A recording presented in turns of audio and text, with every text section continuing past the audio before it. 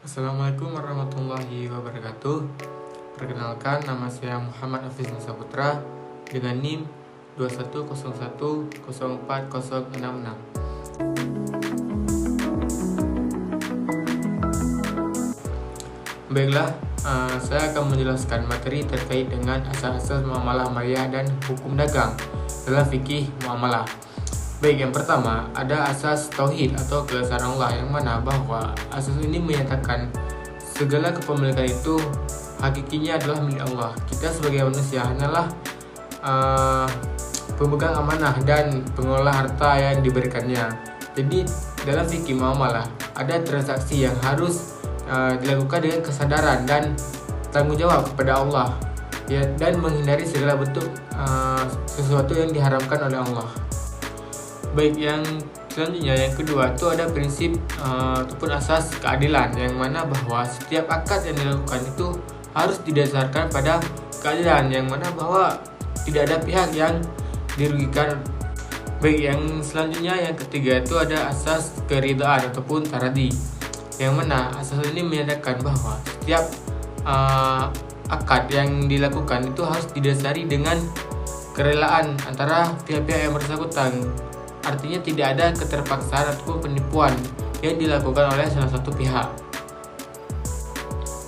Baik, yang selanjutnya yang keempat itu ada asas kemanfaatan, yang mana bahwa setiap transaksi muamalah yang dilakukan oleh pihak-pihak yang bersangkutan itu harus membawa kemanfaatan tanpa adanya kemudaratan bagi pihak-pihak tersebut maupun masyarakat luas. Nah, baik, yang selanjutnya yang kelima asas kehalalan ataupun ibahah. Jadi pada dasarnya setiap ataupun segala bentuk muamalah itu adalah halal ataupun diperbolehkan, kecuali ada dalil yang secara jelas mengharamkannya. Jadi asas ini itu memberikan leluasa terhadap orang-orang yang ingin berinovasi dan mengembangkan bentuk-bentuk transaksi maupun muamalah dalam jangka panjang. Oke, selanjutnya pembahasan yang kedua terkait dengan prinsip-prinsip muamalah maliyah dan hukum dagang berdasarkan peraturan perundang-undangan yang berlaku di Indonesia. Baik, yang pertama itu ada prinsip kebebasan berkontrak, yang mana prinsip ini memberikan kebebasan kepada semua pihak yang ingin membuat kesepakatan sesuai dengan undang-undang yang berlaku tanpa adanya pelanggaran yang dilakukan oleh pihak yang ingin membuat perjanjian. Baik, yang kedua itu ada prinsip pacta sunt servanda, artinya setiap perjanjian itu wajib dipenuhi atau ditepati, yang mana prinsip ini menekankan bahwa pentingnya pemenuhan janji dan tanggung jawab dalam setiap transaksi.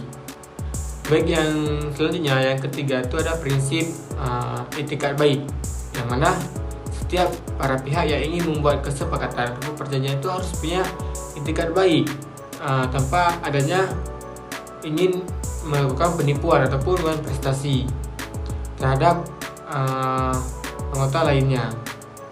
Baik, yang selanjutnya yang terakhir itu ada prinsip perlindungan konsumen, yang mana tujuan dari prinsip ini adalah untuk melindungi konsumen dari pihak praktik usaha yang tidak jujur dan merugikan para pihak yang membuat perjanjian ataupun yang melakukan muamalah maliyah.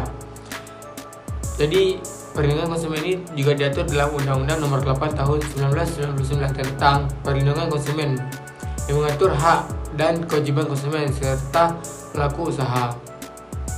Oke, itulah tadi pembahasan terkait dengan asas-asas hukum dagang ataupun muamalah maliyah berdasarkan peraturan perundang-undangan yang berlaku di Indonesia. Demikian yang dapat saya sampaikan.